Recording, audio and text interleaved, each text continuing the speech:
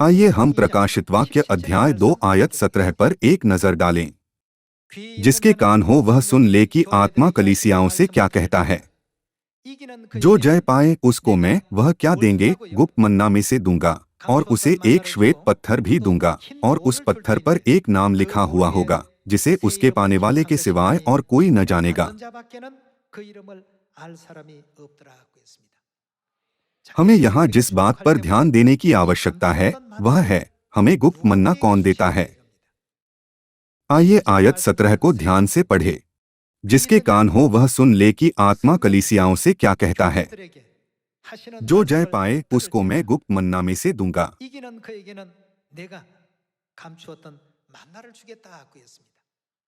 क्या इसका मतलब यह नहीं है कि यह परमेश्वर है जो पूरी मानव जाति के साथ गुप्त मन्ना को साझा करेंगे? तब हमें उन्हें खोजना चाहिए जो हमें गुप्त मन्ना में से देता है ना? मन्ना के बारे में यीशु ने कौन सा सत्य स्थापित किया? यह नई वाचा फसह का सत्य है। इसलिए हमें प्रतीक्षा करनी चाहिए और उन्हें खोजना चाहिए जो मानव जाति को नई वाचा के फसह का सत्य देता है।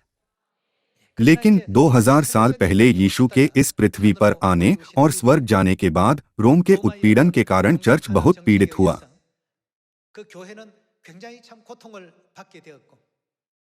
अंत में वे सभी सत्य जो यीशु ने हमें सिखाए थे पृथ्वी से गायब हो गए।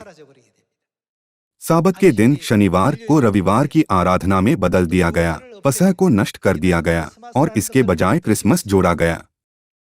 परिणामस्वरूप पृथ्वी एक अंधेरी दुनिया बन गई जहां कोई सत्य नहीं था। इसलिए परमेश्वर ने कहा कि वह शरीर में फिर से इस पृथ्वी पर आएंगे। आइए हम इब्रानियों अध्याय 9 आयत 27 पर एक नजर डालें। और जैसे मनुष्यों के लिए एक बार मरना और उसके बाद न्याय का होना नियुक्त है, वैसे ही मसीह भी बहुतों के पापों को उठा लेने के लिए एक बार बलिदान हुआ और जो लोग उसकी बाट जोहते हैं उनके उद्धार के लिए दूसरी बार बिना पाप उठाए हुए दिखाई देगा।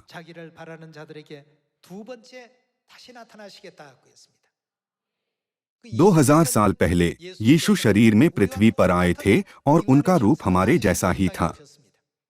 लेकिन लोगों ने यीशु पर विश्वास नहीं किया, लेकिन उनके पहले आगमन पर उन्हें अस्वीकार कर दिया। फिर भी मसीह ने शरीर में दूसरी बार आने का वादा किया। आप दूसरी बार आने वाले मसीह को कैसे पहचानेंगे? अपने दूसरा आगमन पर भी वह जीवन के सत्य फसह के साथ आएंगे जो गुप्त मन्ना का सत्य है।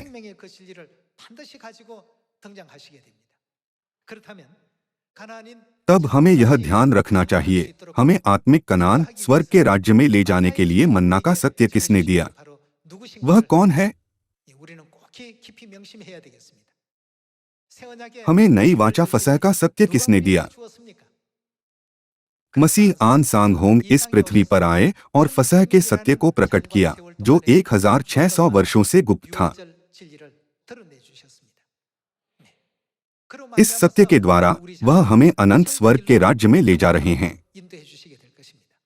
मुझे आशा है कि हम सभी मसीह से मार्गदर्शन प्राप्त करेंगे ताकि हम अनंत स्वर्ग के राज्य में प्रवेश कर सकें। इसके अलावा आइए हम बहुत से लोगों को इस सत्य का यत्न से प्रचार करें।